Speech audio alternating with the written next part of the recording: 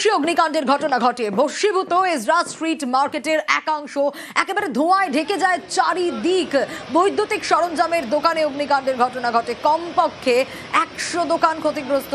ঘটনাস্থলে পৌঁছয়ে দমকলের 25টি ইঞ্জিন আগুন নেভানোর জন্য প্রায় 4-4.5 ঘন্টার চেষ্টায় আগুন নিয়ন্ত্রণে আসে। সেই সময়কার ছবি আপনাদের দেখাচ্ছি, কি ভয়ঙ্কর সেই আগুনের ছবি দেখুন।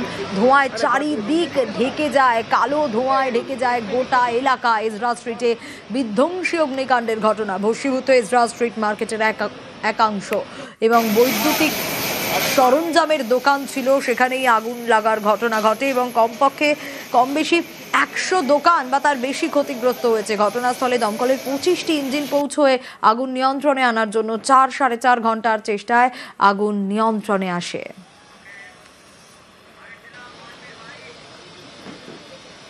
आपका दुकान में क्या क्या सरंजाम था? इलेक्ट्रिक का अपना लैंप साइड आइटम था। कुछ लॉस तो मेरा अकेले का नहीं है, यहाँ पर कम से कम 200 दुकानदार है इस मार्केट में, सबका लॉस है। फायर एक्सटिंग्विशर ছিল? সব ছিল। পেছনে গোডাউন আছে, ভেতরে আমাদের গোডাউন আগুন লেগেছে।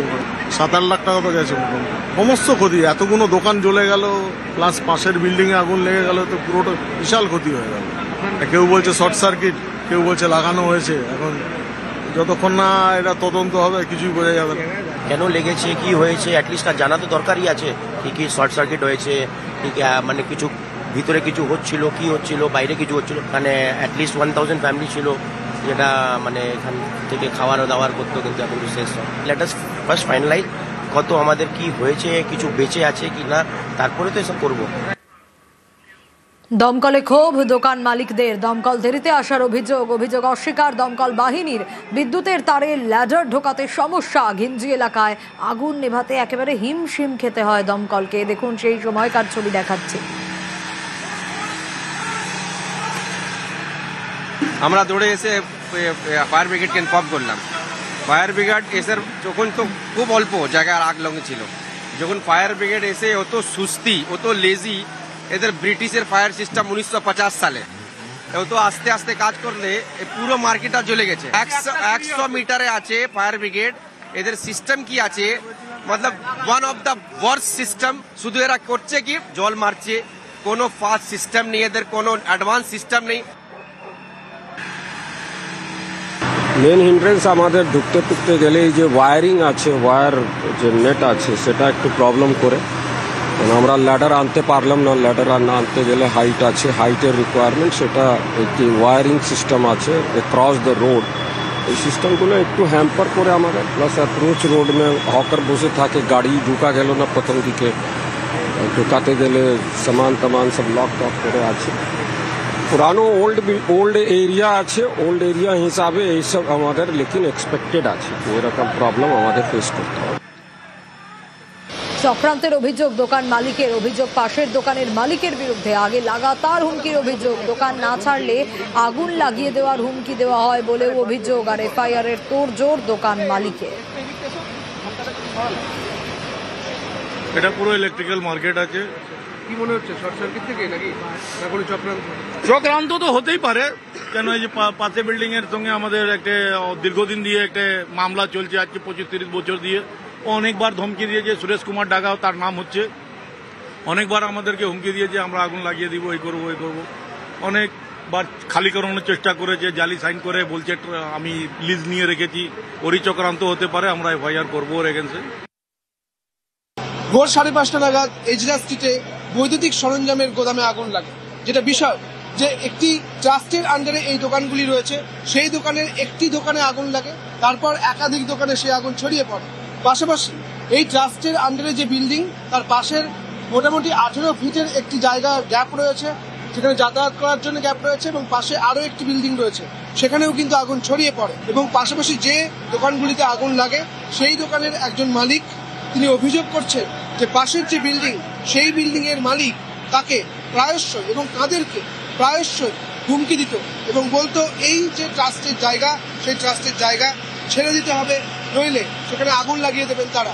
এমনটাই অভিযোগ করছেন একজন দোকানের মালিক। তিনি বলছেন তিনি আইনি পথে যাবেন, তিনি এফআইআর করবেন।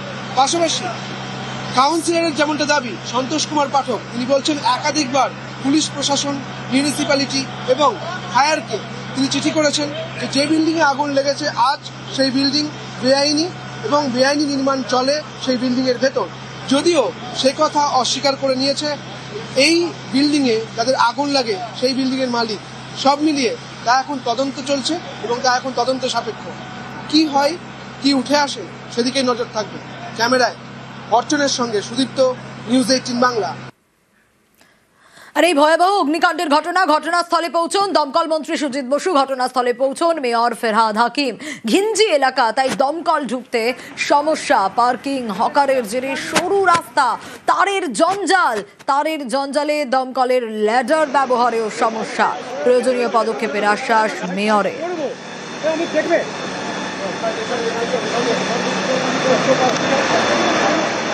ঘটনাস্থলে পৌঁছন দমকল মন্ত্রী সুজিত বসু এবং তারই পাশাপাশি কিছুক্ষণ পরে মেয়র ফেরহাদ হাকিম, তিনিও পৌঁছন। পার্কিং, হকারের জেরে একেবারে সরু রাস্তা, আর শুধু তাই নয়, তারের জঞ্জাল, যা এক কথায় একেবারে ভয়াবহ। আধিকারিকদের সঙ্গে কথা বলেন দমকল মন্ত্রী সুজিত বসু, কথা বলেন মেয়র ফেরহাদ হাকিমও।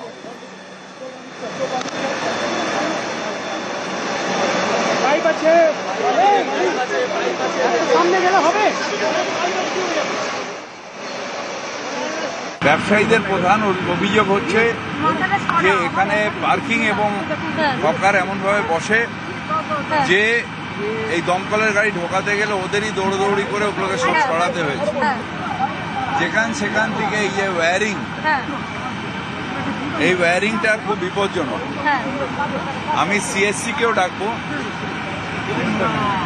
দমকলও আসবে। বড়বাজার এলাকায় যারা ব্যবসা করেন তারা সুষ্ঠুভাবে করতে পারে। তার কারণ কোনো একটা ভেতরে শর্ট সার্কিটে কোনো সময় আগুন লাগতেই পারে, কিন্তু দমকল আসতে যাতে অসুবিধা না হয়, রেস্কিউ অপারেশন করতে যাতে অসুবিধা না হয়, এইটা দেখার দায়িত্ব আমাদের সকলের। সেই কাজটা আমরা নেক্সট উইকে একটা মিটিং ডাকবো, ডেকে এটা একটা ব্যবস্থা করবো এবং পুলিশের সহযোগিতা চাইব। এমনি এই এজরা স্ট্রিট অঞ্চলে দেখবেন ঘিঞ্জি এলাকা, তারপর দেখবেন এই সরু গলিতে তার আছে, গাড়ি ঢোকার খুব প্রতিকূলতা আছে। কিছু কিছু পার্ট কর্পোরেশনে আছে, কর্পোরেশনও জানে, তারাও চেষ্টা করছে। এবং মাননীয় মুখ্যমন্ত্রীও এবারে জগদ্ধাত্রী পুজোর আগে পুরো কেবি রেল স্টেশন করে দিয়েছে। এবারও মাননীয় মুখ্যমন্ত্রী ফেরহাদ হাকিমকে বলেছে, আমি নিজে শুনেছি, যে এইগুলো ব্যবস্থা নেওয়ার জন্য আগামীতে নিশ্চয়ই কর্পোরেশন সেই ব্যবস্থাগুলো নেবে। আর বেআইনি বহুতল তৈরির অভিযোগ কাউন্সিলরের।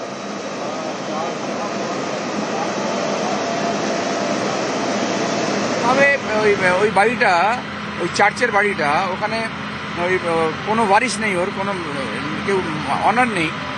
আর ওটা যে যেখানে পায় সেখানে যেভাবে বানিয়ে নিয়েছে, আর ওই কারণেই।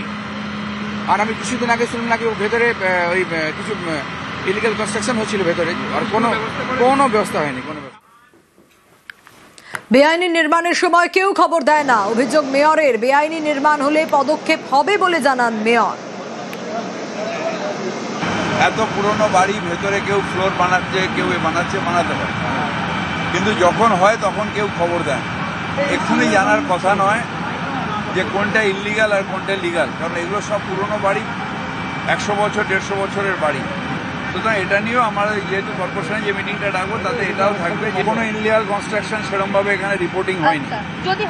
যদি হয়ে থাকে তাহলে নিশ্চিতভাবে আইন অনুযায়ী যা পদক্ষেপ নেওয়া হবে সেটাকে ভেঙে দেওয়া হবে।